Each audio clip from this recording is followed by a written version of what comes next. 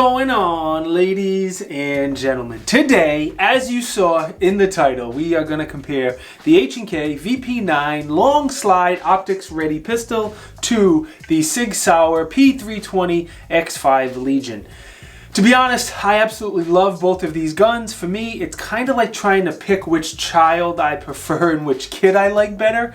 This is a very hard, difficult comparison for me to do. I have been an H&K fanboy for a very long time. I love a lot of their firearms, and I am quickly becoming a Sig fanboy, especially as of late. I'm a big fan of the MPX. I love my P365, and I really love my X5 Legion. Let me quickly do my disclosure. Yes, I work in the firearms industry, but that will not affect this review in any way, shape, or form. These opinions are mine and mine only. I don't really have connections to either company. I have met some of the reps who work for the company, and that's about it. I bought the Sig with my hard-earned money. It is mine. The VP9 long slide is borrowed from a local friend, Johnny. Thank you very much, Johnny. While I'm thanking people, let me also thank my Patreon supporters. You guys rock. My 3 channel sponsors, especially Blackout Coffee Company. When I'm recording this Sunday morning, it's like 7:30. I have no idea how I have all this energy. I take that back. The only reason I have all this energy is because of the Blackout Coffee. Save 10% if you use the code. Check the link down in the description. Last, certainly not least, check out my new shirt. Shall not comply. If you want to join the brotherhood and the sisterhood of the Shall Not Comply crew, again, there's a link down in the description. Some really good pro-gun patriots run this company. Click the link. They have some really cool shirts and hats in different gear. So we are going to go feature by feature, spec by spec, compare these pistols, talk about pros, cons, what I like, what I don't like, and we'll go from there. We'll give 1 point to each feature and we'll see who comes out on top. Now with that said, this review is just for fun. For some reason, on my comparison videos, I've done probably 10 of them or so, people get really butthurt when I say I like this over that or that over this. This is just my opinions, it's just for fun. If you like a different slide release or a different trigger, it's a-okay, I don't mind. You don't have to insult me and call me an idiot man-child because I prefer one feature over the other. Anyway, first category is one of the few easy ones for me. We're going to talk about aesthetics. I think the VP9 is much more aesthetically pleasing than the Sig. The Sig is not bad, but it's very blocky. It's kind of Glock-esque, plain Jane kinda, even with the dot on there. While the VP9 has very sexy lines. I get the comment all the time, even people who aren't gun people, what gun is that? It's so beautiful. That's the exact comment my sister made when I posted a picture of this gun at first. The relief cuts up top are just make it mean and sexy looking. So the first category, I'm going to give the nod to H&K, but I want to know what you think in this category. Because it's such a subjective category, do you agree the VP9 long slide is sexier than the X5 Legion? Drop a note in the comments. Now before I forget, there will be several links pinned down in the comment section. If you want to pick up or get more information on these pistols, the magazines, or anything else, I'll put several links down there in hopes I can find you guys the best deal if you're looking to pick one up. The next category we're going to talk about is the magazines.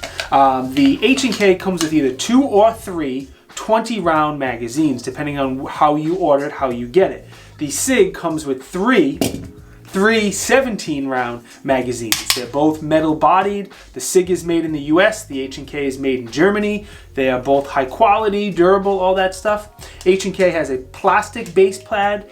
The Sig has a very nice metal base pad made by the Henning Group.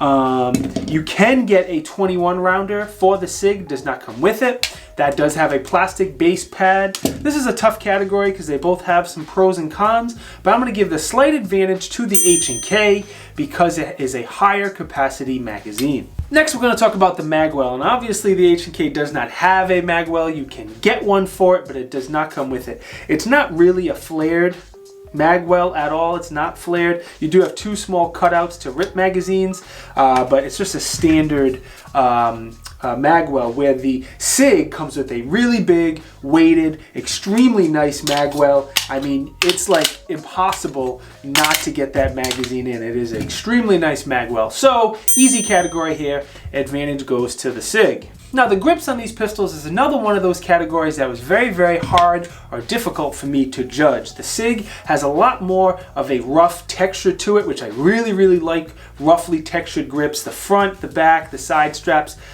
I would like it if it's even more aggressive, but it's fairly aggressive. The thing I don't like about it is it's a little big, a little fat, a little blocky for me, and there's not too much you can really do about that as far as reshaping it. The VP9, the shape of the grip is significantly better. It feels like a glove in my hand. It's just shaped perfectly. I don't love the texture, however. It's significantly more slick than the Sig is, and I don't love that. One big advantage it has is the back strap and the two side panels you can take off. They come with 3 different sizes, small, medium, and large, and you can swap out the different sizes and customize the grip for your hand. So I'm going to give the advantage to the VP9 because with the slick texture, it's not a huge deal. You throw a set of Talon grips on there and your grip texture issue is solved. But the thing you can't really fix is the shape and the feel of the cutout of the grip, and the VP9 nails that shape of the grip. Oh, sweet coffee. I'm actually just buying time and delaying because I'm about to give a very unpopular opinion. The magazine release on the VP9 is the paddle style magazine release that's on the trigger guard, and I think it is significantly better than any of the standard magazine releases out there. I know I'm the minority. Most people prefer the standard magazine release. I get it, but I have used them so much that I am significantly faster with the paddle magazine than I am with a standard magazine release. With that said, the Sig magazine release is excellent. The size is good, the location, the texture, it's reversible for lefties, it shoots the magazines out. It is a very, very good magazine release, but I love the paddle style magazine releases, so for that reason, I'm going to have to give this point to the H&K. Now the trigger was probably the most difficult category for me to judge. They both have a very, very good trigger for a polymer striker fired gun. Well, the Sig's kind of half polymer striker fired gun. The take-up, the Sig has a shorter take-up, there's no doubt. The break is about the same as far as weight and crispness and all that stuff. I got my shirt caught in my slide there. And then the reset, yeah, the H&K definitely has a shorter reset. The one thing I like about the Sig though, it does have a flat face trigger, and I am a big fan of those flat face triggers. They feel really, really good to me on my finger. So while this is really, really close, I'm going to give a small advantage on the trigger to the Sig. Rip my brand new shirt, man. Now the rail on both of these guns for the most part is exactly the same. They're standard 1913 cutouts. The Sig does have one more cutout than the H&K does, but I don't think that really, really matters. You're going to be able to add any light laser or doohickey to either one of these guns. So we're just going to go ahead and call this one a tie. One thing that is very different is going to be the slide release. Both of the guns, I can easily reach the slide release with the thumb on my strong hand and use it as a release, which is very, very important to me. The Sig is ambi. It is the same size on both sides of the gun, and it is a very good slide release. The VP9, again, it's ambi.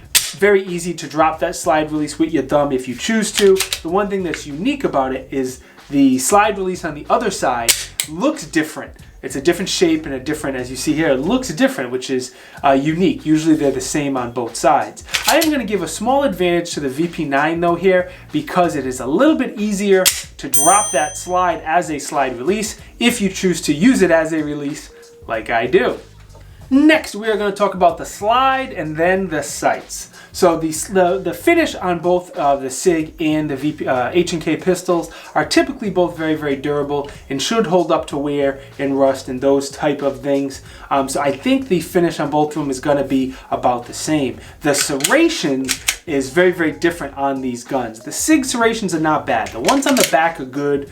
The ones on the front, I wish they went up much, much higher. They're okay.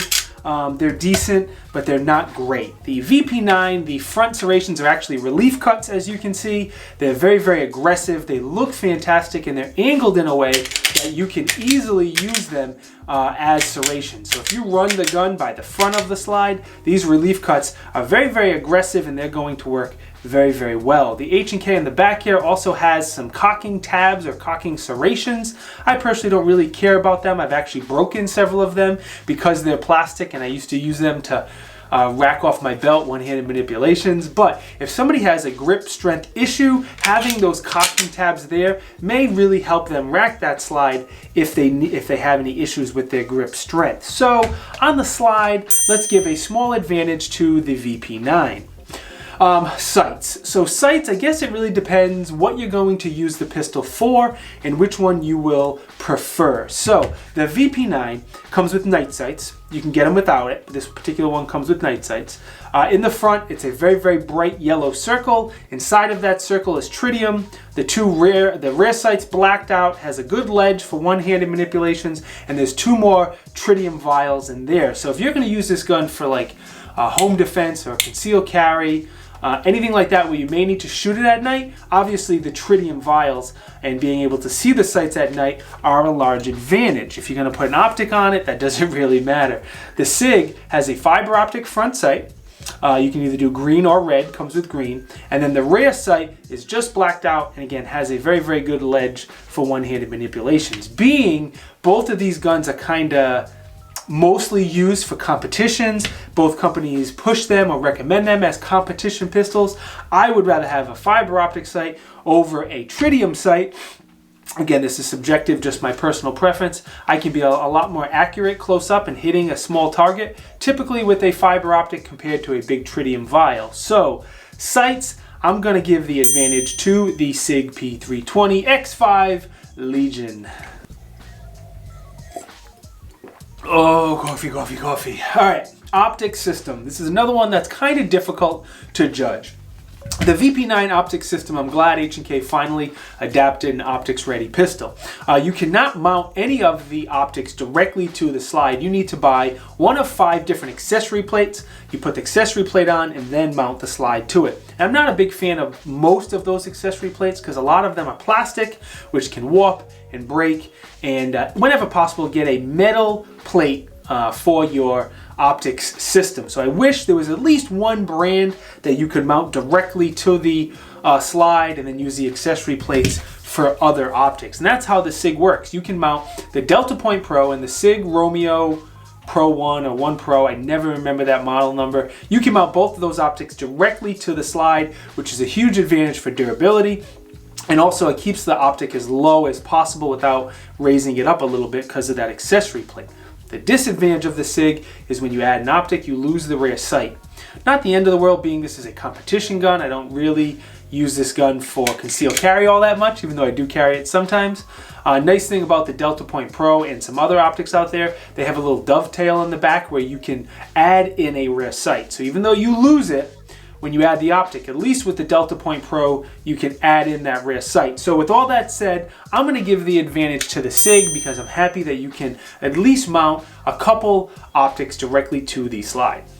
Anytime we compare a Sig, we have to talk about modularity. Now, while the VP9 does have some modularity, you can take the slide off of the VP9 long slide and you can swap it out and add it to the VP9. The frames are exactly the same. So there's a little bit of modularity there. You can swap the slides back and forth. If you don't want to buy the complete gun, you can buy just the slide as well. So you have a little bit of modularity, but nothing like the P320. The P320, if you don't know, the inside the guts, the fire control unit, you pull a pin, you lift it out, and you can swap it in dozens of different grips and slides, and literally in less than a minute, I could have this huge, heavy, full-size gun down to a subcompact that's very, very small and very, very easy to carry, and that's a huge advantage for the Sig. The last category we're going to talk about is shootability, and I think this is probably the most important category. To be honest, I do not tally the points as we go, so I have no idea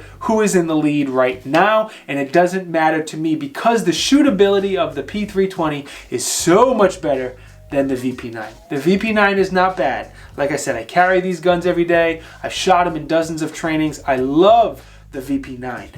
Great gun, very accurate at distances. The Sig with the extra weight, you know, I'll pull it up here. The dimensions are very, very similar in these guns. 1/2 inch here, 1/4 inch there, but the weight is the big difference. The Sig, the grip is a titanium infused polymer, and it adds like 15 ounces more than the VP9. That extra weight really absorbs a lot of the recoil, a lot of the felt recoil, and allows you to get faster follow-up shots. You know, for me, this is like shooting a full-size 380 gun instead of a full-size 9mm. Because of the weight, it's kind of like shooting a steel gun, but it's polymer. So it's weird. If you've never shot an X5 Legion, please try to find one, buddies, or at an indoor range, and you'll see what I mean. She a big girl. She is not light, and I'll still carry an appendix. So regardless of what the score comes out to be, I don't know at this point, you do, I will take the X5 Legion 99% of the time. If I was going to carry one, like if I was looking for a gun to carry and for competitions, then I'd probably consider the VP9. Or if you have a VP9 and you want to just add the slide to it for competitions, that's another great idea as well. But all things being equal, I think the X5 Legion with the extra weight shoots significantly better than the VP9. Whew, I talked a lot here today. Before you guys go, let me thank my buddy Johnny again for letting me borrow the VP9. I appreciate it. Let me thank myself for buying the X5 Legion. It has quickly become the favorite gun of mine that I own to shoot at the range. Not my favorite gun. The Staccatos are still my favorite. But out of all the guns I own, this is my favorite pistol, hands down. Let me also thank Shall Not Comply for the wonderful shirt. If you want to check them out, there is a link down in the description. Let me also thank you guys for watching, because it is greatly, greatly appreciated. If you want to support the channel, there's a few ways to do so. We have Patreon. We have my 3 channel sponsors. We talked a lot about Blackout Coffee Company today. The link to all 3 and the discount codes are down in the video description. Do me a favor before you go, like the video, drop a comment if you think I deserve it, subscribe to the channel if you want to do any of those things. They really, really help me out, and I greatly, greatly appreciate it. I will see you guys next time. Peace.